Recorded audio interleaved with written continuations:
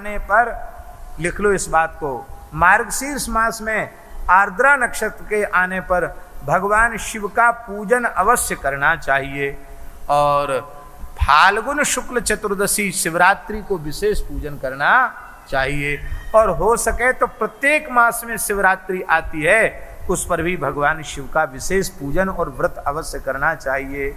बोलो भक्तवत्सल भगवान की जय। 2 प्रकार की प्रतिष्ठा शिवलिंग की करनी चाहिए, एक चल प्रतिष्ठा और एक अचल प्रतिष्ठा। आप सदा सर्वदा घूमते फिरते रहते हैं तो अपने साथ में सचल शिवलिंग की पूजा करनी चाहिए, चलता फिरता। और आप मंदिर बना रहे हैं तो आपको अचल भगवान शिव को स्थापित करना चाहिए। चल प्रतिष्ठा करनी हो तो छोटा शिवलिंग होना चाहिए, और अचल प्रतिष्ठा करनी हो तो स्थूल शिवलिंग होना चाहिए, बड़ा होना चाहिए। उत्तम लक्षणों से युक्त शिवलिंग पीठ की स्थापना करनी चाहिए। शिवलिंग का पीठ गोल मंडलाकार होना चाहिए, जो जलहरी है या तो गोल होनी चाहिए या फिर चौकोर होनी चाहिए, ऐसे चौकोर और सामने जलहरी, अथवा त्रिकोण होनी चाहिए, इधर ऐसे और फिर ऐसे त्रिकोण।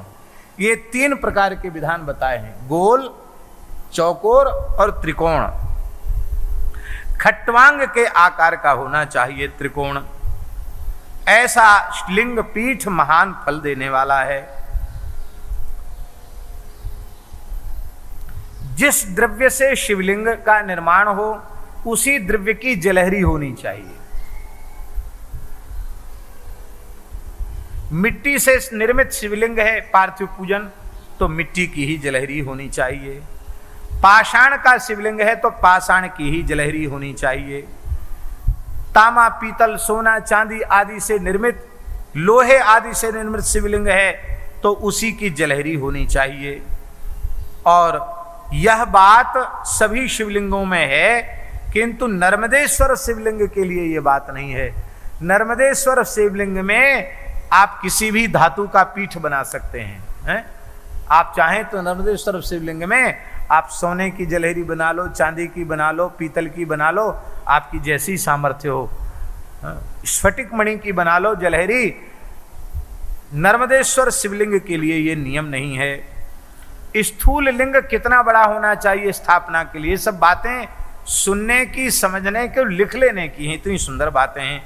लिंग की लंबाई निर्माणकर्ता के अंगुल से 12 अंगुल की होनी चाहिए। ये 12 अंगुल हो गया, ये इतना 12 अंगुल हो गया। 12 अंगुल जो व्यक्ति स्थापना करता उसके अंगुल से 12 अंगुल की होनी चाहिए। इससे कम होगा तो न्यून फल होगा, इससे कम अंगुल नहीं होना चाहिए। और इससे बड़ा बोले कर्तुरे कांगुलन न्यूनम चरे पिच तथई वही, कहते इससे बड़ा फिर चाहे जितना बड़ा चल जाएगा। अचल स्थापना में कम से कम 12 अंगुल का शिवलिंग होना चाहिए। बड़ा हो तो बड़े से बड़ा भी चलेगा, लेकिन 12 अंगुल से छोटा नहीं होना चाहिए।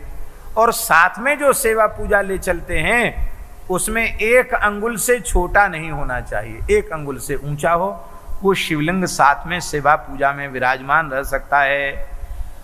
और महाराज जी यहाँ तो लिखा है कि जहाँ शिवलिंग की स्थापना करनी हो वहाँ के भूमि पूजन में गर्भगृह में नीलम, पन्ना, बैदूर्य, हीरे जवाहरात, मूंगा, मोती, गोमेद, इन सब नवरत्नों को उसमें विराजमान करना चाहिए। कैसे कैसे वहाँ की पूजा करनी चाहिए, सद्योजात आदि मंत्रों का भी उपदेश किया है। इन मंत्रों से और उसके गर्भगृह का पूजन करके प्रतिष्ठा करनी चाहिए। और महाराज जी जहाँ शिवलिंग की मंदिर में स्थापना करे वहाँ एक भगवान शिव की प्रतिमा की स्थापना भी होनी चाहिए। जैसे अपने मलुक पीठ में भगवान शिव विराजमान हैं, पीछे में भगवान उमा महेश्वर विग्रह रूप में विराजमान हैं, तो वो भी आवश्यक है। एवं लिंगे च वेरे च पूजा शिव पद प्रदा, दोनों एक साथ होने से पूजा की विशेष महिमा बढ़ जाती है। बोलो भक्तवत्सल भगवान की जय। जलहरी को शिवलिंग से अलग नहीं करना चाहिए। अब प्रक्षालन आदि चललिंग में करना तो बात अलग है, अन्यथा वो मिलित ही पूरा स्वरूप माना जाता है। पीठम अम्बामयम सर्वम शिवलिंगम च चिन्मयम, पीठम अम्बामयम सर्वम शिवलिंगम च चिन्मयम। पीठम अम्बामयम सर्वम, वो पीठ जो जलहरी है साक्षात भगवती पार्वती का स्वरूप है, और शिवलिंग साक्षात भगवान शिव का स्वरूप है। इसलिए शिवलिंग की पूजा करने से भगवान गौरी शंकर का पूजन हो जाता है। बोलो भक्तवत्सल भगवान की जय। भाव क्या है? बहुत अच्छी बात है। भाव क्या है शिवलिंग? बोले भगवती पराम्बा जगदम्बा श्री पार्वती अपनी अंक में भगवान शिव को विराजमान करके बैठी हैं। ये भाव होना चाहिए, इस भाव से उनका दर्शन करना चाहिए, षोडशोपचारों से पूजन करना चाहिए, आवाहन आदि करना चाहिए। और महाराज जी लिखा है कि नित्य प्रति पूजन करना चाहिए, नित्य प्रति जल चढ़ाना चाहिए। अब देखो इतने शिवलिंग भी बना सकते आप पूजा के लिए। आप मिट्टी का शिवलिंग बना सकते हैं पूजन के लिए, तत्काल आवाहन पूजन कर लो, उसमें विसर्जन भी कर दो। आटा का शिवलिंग बना सकते हैं, गाय के गोबर का शिवलिंग बना सकते हैं। गाय के गोबर की तो बड़ी सुंदर सुंदर प्रतिमाएं आजकल लोग बना रहे हैं। गाय के गोबर के शिवलिंग का भी शिव पुराण में वर्णन है। आपको शिवजी उपलब्ध नहीं है, गैया का गोबर लेके पिंड जैसा बना लो, जलहरी बना लो, रख दो, पूजन कर दो, शिवजी की पूजा हो गई। पुष्पों का शिवलिंग बना सकते हैं, फूलों को ही जलहरी बना के और फूलों को इस आकार में गूंथ करके फूलों को रख दो कि शिवलिंग बन जाए। पुष्पमय शिवलिंग, पुष्पलिंग, गोमय लिंग, चूर्णलिंग, मृत्तिकालिंग और कनेर पुष्पलिंग, कनेर के फूल का भी शिवलिंग बन जाता है। फललिंग, फलों की ही जलहरी बना दो, फलों को ही रखकर शिवलिंग बना दो, पूजन हो जाएगा। गुड़लिंग, गुड़ का भी शिवलिंग बन जाता है। गुड़ की ही जलहरी, जो गुड़ की क्या कहते हैं उसको, पायरी, गुड़ की पैरी, उसको ऐसे अमनिया कर दो कि वो जलहरी बन जाए, और एक गुड़ का पिंड रख दो बीच में, वो शिवलिंग बन गया।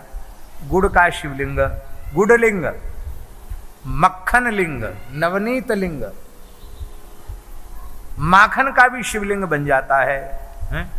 भस्मलिंग, भस्मलिंग, पर भस्मलिंग का पूजन विशेषकर यतियों को ही, विरक्तों को ही करना चाहिए। नैष्ठिक ब्रह्मचारी और यति, उनको भस्मलिंग का पूजन करना चाहिए। भस्मलिंग तीव्र वैराग्य देने वाला है और संसार चक्र से मुक्ति देने वाला है। बोलो भक्तवत्सल भगवान।